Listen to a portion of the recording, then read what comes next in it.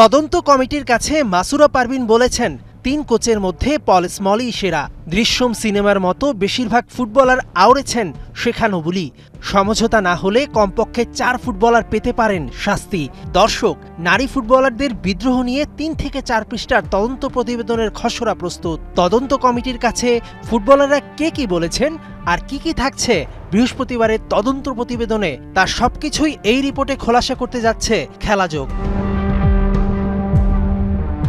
৩০ জানুয়ারি সন্ধ্যায় সাবিনারা বাফুফে ভবনের নিচে আনুষ্ঠানিক কোচ সরানোর দাবিতে প্রতিবাদ জানান। সেই রাতেই ৭ সদস্যের তদন্ত কমিটি গঠন করে ফুটবল ফেডারেশন।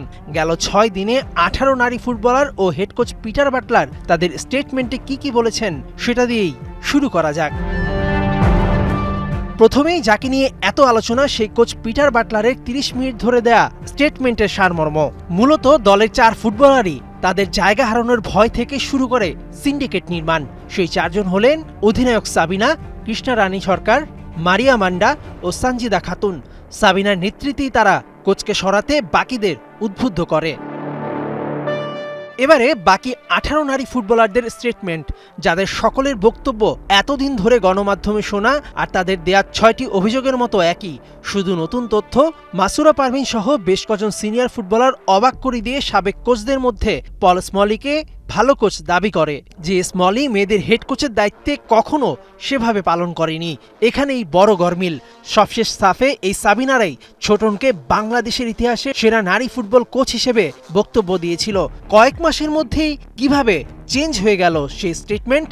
এর পেছনে কি রয়েছে কারো ইন্ধন, নতুবা মাতসুশিমা সুমাইয়াকে ধর্ষণের হুমকি দিচ্ছে? এটা সুমাইয়া তদন্ত কমিটিকে না জানিয়ে আগে ফেসবুকে স্ট্যাটাস দিল কেন?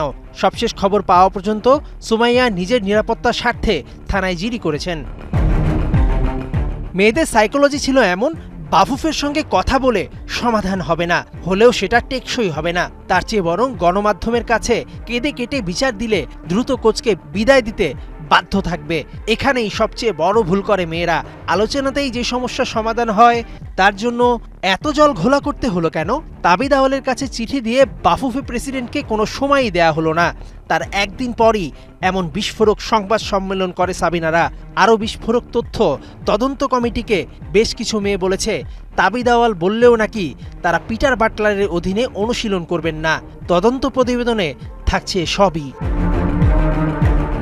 এবার আসা যাক এর সমাধান কিভাবে করতে যাচ্ছেন বাফুফে প্রেসিডেন্ট তাবিদ আওয়াল। প্রথমে দুই পক্ষকে তিনি সব ভুলে মিলে যাওয়ার অনুরোধ করবেন। তাতে কাজ না হলে হাঁটবেন তদন্ত কমিটির চেয়ারম্যান ইমরুল হাসান সহ বাকি সদস্যদের জমা দেয়া মতামতের ভিত্তিতে। খেলাযোগ বিভিন্ন সূত্রে নিশ্চিত হয়েছে তদন্ত কমিটির প্রায় সবাই নো ডিসিপ্লিন নো কম্প্রোমাইজ নীতিতে বেশ কজন ফুটবলারদের শাস্তির সুপারিশ করেছেন। শুধু তাই নয়, নারী উইংয়ের চেয়ারম্যান মাহফুজা আক্তার কিরণের দায়িত্বে অবহেলার জন্যই কোথাকার জল কোথায় গড়ালো তাকেও মৌখিক জিজ্ঞাসাবাদ বা শোকজ করতে পারে বাফুফের দায়িত্বরতরা। মেহেদি নাইম, ৭১।